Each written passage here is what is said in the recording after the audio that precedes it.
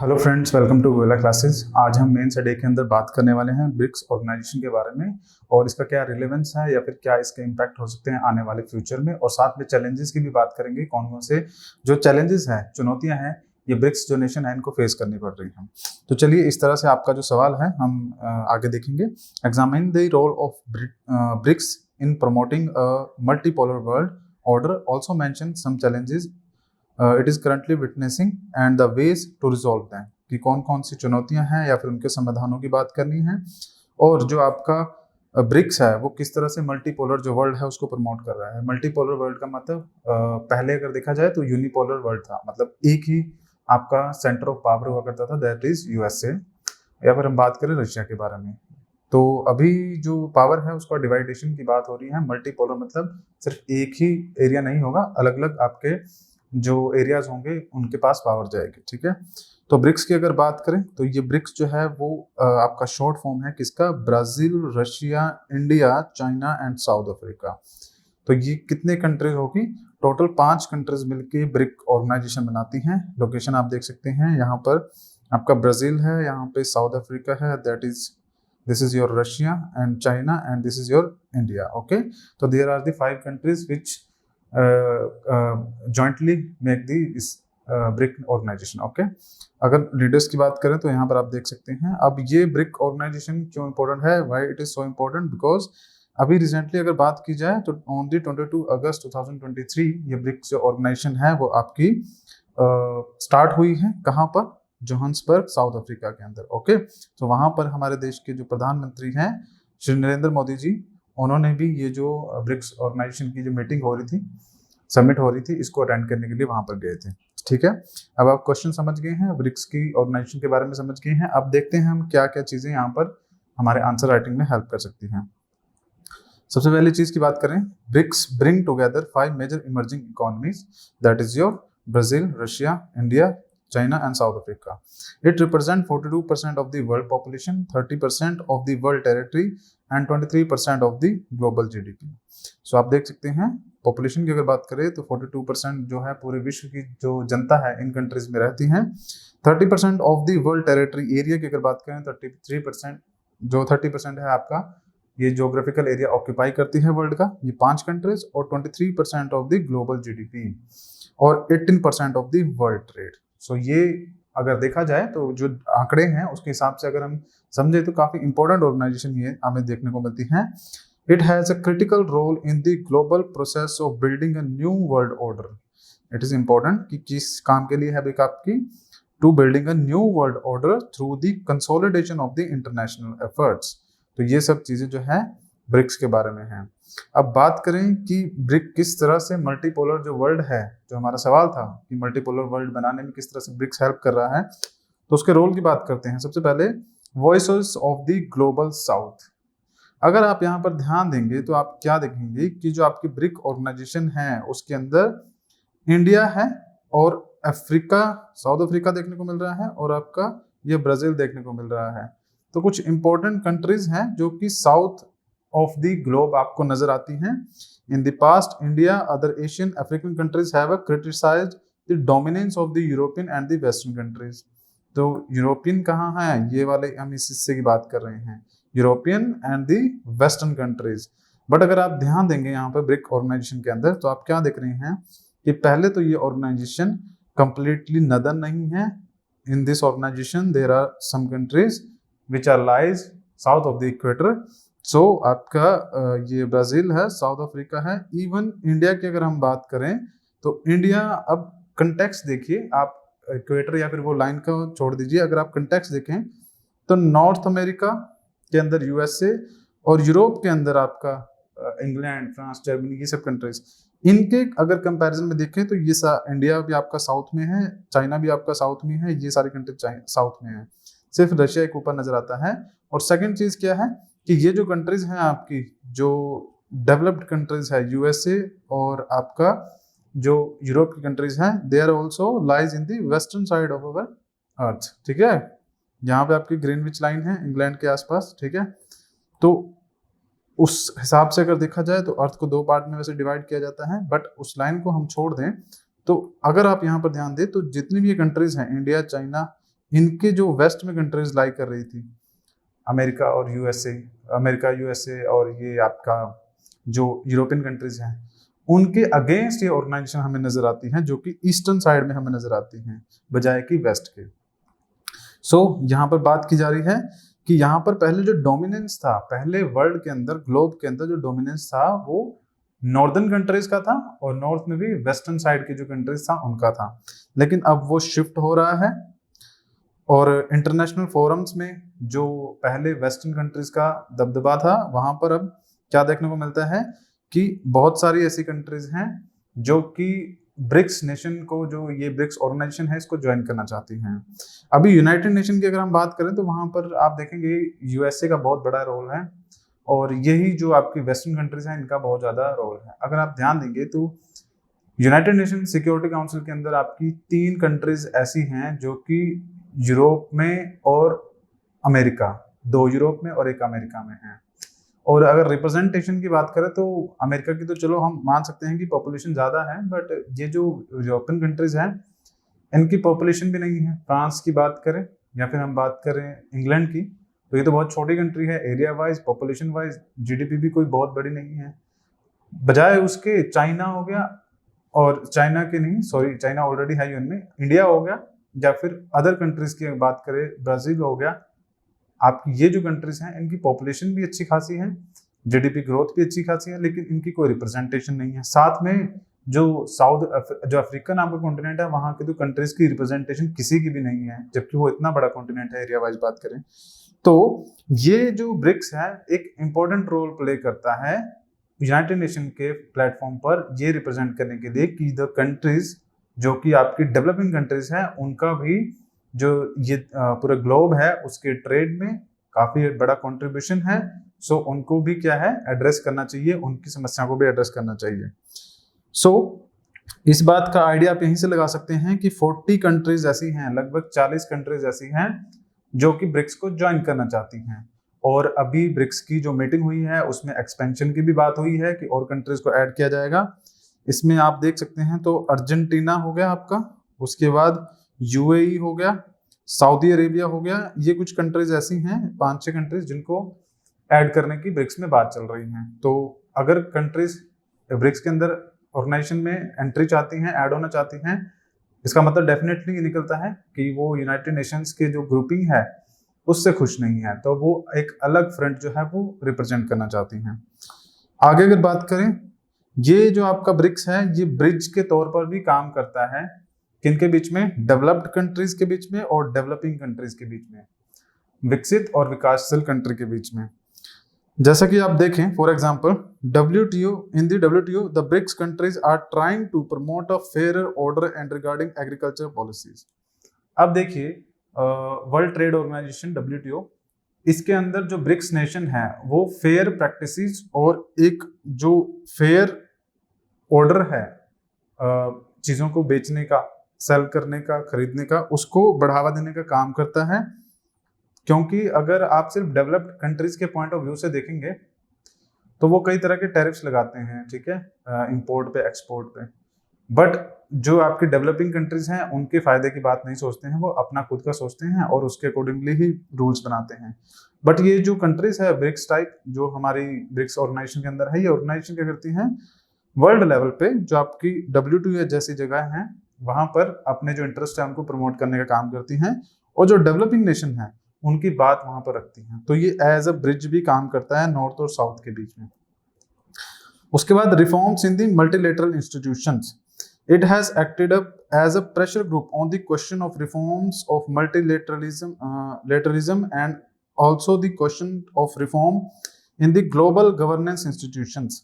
वही चीज जो मैंने आपको बताया, UN हो गया, WTO हो गया, उसके बाद बात करें IMF हो गया, इंटरनेशनल मॉनेटरी फंड, ये सब कुछ आपके इंपॉर्टेंट इंटरनेशनल ऑर्गेनाइजेशन हैं, इनके ऊपर प्रेशर ग्रुप की तरह काम करता है ये ब्रिक ऑर्गेनाइजेशन।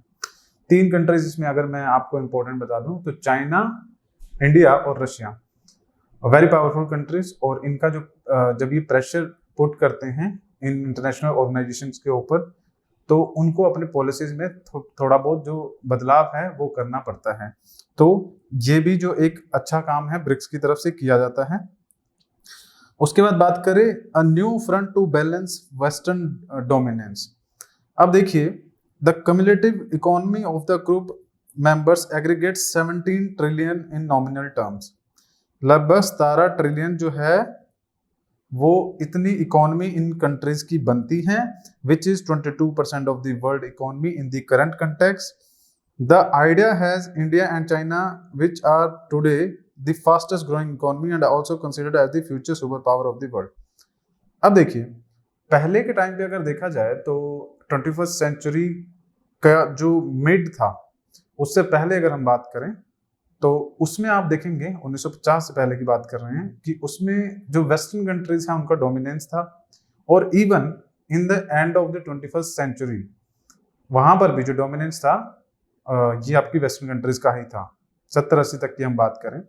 लेकिन 1950 से क्या हुआ कि जो कंट्रीज डेवलपिंग थी, जैसे चाइना की हम बात करें, भारत की हम बात करें, तो इन्होंने धीरे धीरे करके क्या किया, अपने आप को विकसित करना शुरू किया। और अभी अगर बात करें तो ऐसा टाइम आ गया है कि जो आपकी कंट्रीज है, डेवलपिंग कंट्रीज हैं, ये उनके बराबर जो है अपनी जीडीपी की ग्रोथ भी कर रहे हैं, टेक्नोलॉजी के सेक्टर में भी बात करें या किसी भी एरियाज में। तो एक न्यू फ्रंट जो है वो क्रिएट हो रहा है वेस्टर्न पावर्स के अगेंस्ट। ये जो आपका यूरोप है, अमेरिका है, इन पावर्स के अगेंस्ट ये न्यू फ्रंट के तौर पर देखा जाता है। तो ये ब्रिक्स के कुछ रोल्स थे। बात करें चैलेंजेस की, तो ब्रिक्स कौन कौन से चैलेंजेस जो हैं या फिर चुनौतियां जो है ब्रिक्स को उनका सामना करना पड़ता है। तो पहला है आपका लैक ऑफ बाइंडिंग आइडियोलॉजी। एक विचारधारा इन कंट्रीज की नहीं है। सिंपल सी चीज है, 10 लोगों को इकट्ठा रखने का काम तभी हो सकता है या फिर 10 लोग इकट्ठे तभी रह सकते हैं जब उनकी विचारधारा एक जैसी हो। पॉलिटिकल पार्टीज की अगर हम बात करें तो पॉलिटिकल पार्टीज में भी जो जितने भी लोग हैं, ऊपर से लेकर नीचे तक जितने भी लोग जुड़े हैं, हम ऐसा मान के चलते हैं कि कोई भी पर्सन तभी किसी पॉलिटिकल पार्टी से जुड़ता है जब उसकी विचारधारा, उसकी आइडियोलॉजी उस पॉलिटिकल पार्टी की विचारधारा से मिलती हो। खैर, यहाँ पे इस विचारधारा का क्या संबंध है कि चाइना, रशिया और इंडिया, 3 कंट्रीज को अगर हम इनको मान के चले तो यहाँ पर चाइना और रशिया एग्जैक्टली अपोजिट हैं यूएसए के, उनकी विचारधारा के, वो अगेंस्ट है यूएसए के सिंपली तौर पर। लेकिन भारत की अगर बात की जाए तो भारत का ऐसा कोई भी रोल नहीं है। भारत के अच्छे रिलेशंस हैं यूएसए के साथ। तो यहाँ पे एक डिफरेंस क्रिएट हो जाता है इंडिया, रशिया और चाइना के कंटेक्स्ट में कि हमारा दुश्मन कौन है या फिर किसको हम एज अ चैलेंज जो है वो देखते हैं। अब भारत यूएसए को एज अ चैलेंज नहीं देखता है, जबकि रशिया और चाइना देखते हैं। तो ये आइडियोलॉजिकल डिफरेंस यहाँ पर देखने को मिलता है और ये एक चुनौती है ब्रिक्स के लिए। नेक्स्ट अगर बात करें bilateral difference between member countries. Bilateral मतलब दो पक्षीय, दो देशों के बीच में ये जो ऑर्गेनाइजेशन है, इसमें अगर बात की जाए तो चाइना और इंडिया 2 इंपॉर्टेंट कंट्रीज हैं, उनके रिलेशंस काफी अच्छे नहीं हैं, हमें देखने को नहीं मिलते हैं। बहुत सारी जगह बॉर्डर डिस्प्यूट्स हैं और ये बॉर्डर डिस्प्यूट्स की वजह से जो इंडिया और चाइना के बीच के रिलेशंस हैं वो अच्छे नहीं हमें देखने को मिल रहे हैं। हिस्ट्री भी अगर देखें तो वहां पर भी हमारी चाइना के साथ वॉर हो चुकी है 1962 के अंदर। अब इस वजह से क्या है, ये एक क्लेम चाइना के कई तरह के हैं जो चाइना करता है साउथ चाइना सी के अंदर, टेरिटोरियल क्लेम भी है लद्दाख के अंदर, अरुणाचल प्रदेश में। तो इस वजह से हमारे रिश्ते अच्छे नहीं बन पाते हैं और ये मतभेद जो हैं वो बने रहते हैं इन कंट्रीज के बीच में। तो ये मतभेद अगर रहेंगे तो उस ऑर्गेनाइजेशन की डेवलपमेंट में थोड़ी प्रॉब्लम क्रिएट करते हैं। तो एक ये भी चुनौती जो हमें देखने को मिलती है। उसके बाद बात करें new global model of governance. Amidst global slowdown, trade war or protectionism, the critical challenge of the BRIC consists in the development of the new global model of governance which should not be unipolar but inclusive and constructive. The goal should be avoid a negative scenario of unfolding globalization and start a complicated merging of the global growing economies without distorting or breaking the single financial economic continuum of the world. अब new global model of governance क्या कहता है कि जो development है वो आपका multipolar होना चाहिए, यूनिपोलर नहीं होना चाहिए कि डेवलपमेंट चाइना की भी हो, इंडिया की भी हो, रशिया की भी हो, सभी कंट्रीज की हो, ठीक है। लेकिन ये जो कंट्रीज हैं ये कई बार एक दूसरे को एज अ चैलेंज ही नोटिस करती हैं या फिर एज अ चैलेंज देखती हैं। जैसे कि चाइना की अगर बात करें तो चाइना भारत को एज अ एक चैलेंज के तौर पर देखता है, क्योंकि चाइना को ऐसा लगता है कि अगर उसकी कोई अगेंस्ट खड़ा हो सकता है एशिया के अंदर तो वो इंडिया है। और एक्चुअली में ये ट्रुथ भी है कि इंडिया ही चाइना के अगेंस्ट खड़ा हो सकता है और कोई कंट्री नहीं है आज के टाइम पर। तो अगर देखा जाए तो मल्टीपोलर इकोनॉमिक डेवलपमेंट होनी चाहिए, सभी देश ग्रोथ करें, लेकिन क्योंकि एक दूसरे को एज ए चैलेंज जो है ये कंट्रीज देखते हैं तो वो चाहते नहीं है। चाइना नहीं चाहेगा कि भारत जो है चाइना से आगे निकल जाए, and same apply to the India. So एक ये जो चुनौती है वो हमें देखने को मिलती है। अब आगे क्या क्या कर सकते हैं वे फॉरवर्ड, मतलब कि आगे क्या क्या जो डेवलपमेंट है हम ब्रिक्स के अंदर कर सकते हैं। तो सबसे पहले एक्सप्लोर ब्रिक प्लस, ये जो मैंने आपको बताया कि कुछ कंट्रीज ऐड होने की बात कर रही हैं। अर्जेंटीना हो गया और उसके बाद यूएई हो जाता है, सऊदी अरेबिया हो जाता है। तो ये कुछ 5-6 कंट्रीज हैं जो ब्रिक्स के अंदर ऐड होना चाहती हैं। तो ये कर मतलब ब्रिक्स ऑर्गेनाइजेशन को बड़ा करके जो उसकी डोमिनेंस है थोड़ी सी और स्ट्रॉन्ग की जा सकती है।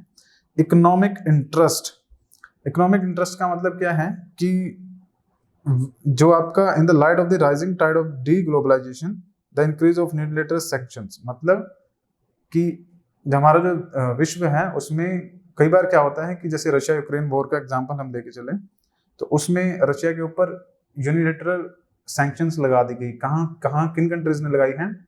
चाइना ने नहीं लगाई, इंडिया ने नहीं लगाई। सैंक्शन लगाई गई है वेस्टर्न कंट्रीज की तरफ से और यूएसए की तरफ से। तो ये जो ब्रिक्स हैं इन कंट्री की जब हम ब्रिक्स कंट्रीज अपने ऑर्गेनाइजेशन भी बना रखी है तो उसके अंदर अगर वेस्टर्न कंट्रीज सैंक्शन लगा भी दे रशिया के ऊपर तब भी रशिया सर्वाइव कर रहा है। किस तरह से? क्योंकि चाइना और इंडिया कॉन्टिन्यूसली जो ट्रेड है वो कर रहे हैं।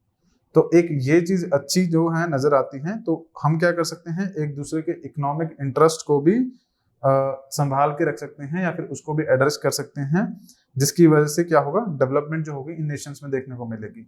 अगर मान लीजिए यूएसए जैसी कंट्रीज हम भारत के ऊपर सैंक्शंस लगा देता है ट्रेड को लेकर, तब भी चाइना और जो रशिया है भारत के साथ ट्रेड करते हैं तो उससे भारत को कोई इफेक्ट नहीं पड़ेगा। एक ये चीज जो है वो कर सकते हैं। उसके बाद बात करें democratisation of the international issues. इसका मतलब ये है कि कुछ ऐसे मुद्दे जिन पर वेस्ट जो है बात नहीं करना चाहता, उन मुद्दों पर जो ये ब्रिक्स नेशन है वो बात कर सकते हैं। Agreement on global agendas like Ukraine, climate change, डेब्ट फाइनेंसिंग, इन सब मुद्दों पर ये जो ब्रिक्स कंट्रीज हैं, नेशंस हैं, ये बात कर सकते हैं और उन मुद्दों को आगे बढ़ाया जा सकता है। एक यूं आप कह लीजिए कि एक जो प्लेटफॉर्म है वो अलग से खड़ा कर दिया जाएगा यूनाइटेड नेशन के अगेंस्ट। एक तरह से हम देखा जा सकता है लेकिन पॉजिटिव वे में, not in the negative sense. So वो एक आपका ब्रिक्स के अंदर फायदा देखने को मिल सकता है।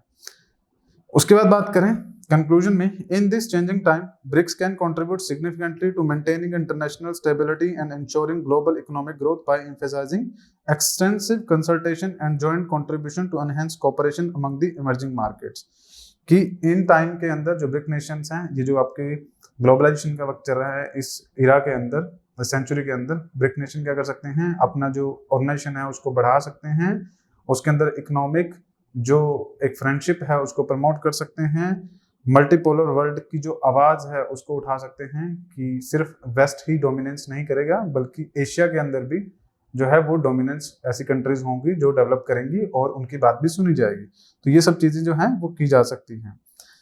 नेक्स्ट अगर आगे बात करें, गोयला क्लासिक की तरफ से यूपीएससी का एक प्रारंभ कोर्स जो है वो एनसीईआरटी का फाउंडेशन कोर्स है वो स्टार्ट किया गया है और ये आपका यूपीएससी 2024 के लिए है। इसमें आपको 6 से लेकर 12 तक की एनसीईआरटीज करवाई जाएगी और साथ में आपको जो क्वेश्चन आंसर्स हैं वो भी करवाए जाएंगे प्रीलिम्स के पॉइंट ऑफ व्यू से। तो आप इस कोर्स को ज्वाइन कर सकते हैं। कोर्स आपको सिर्फ 2999 के अंदर पड़ेगा। तो इस कोर्स की इन्फॉर्मेशन के लिए आप हमारी साइट पर जा सकते हैं और वहां पर इस कोर्स को एक्सेस कर सकते हैं। तो आज के लेक्चर में फिलहाल इतना ही है, अगली बार मिलेंगे, तब तक के लिए धन्यवाद।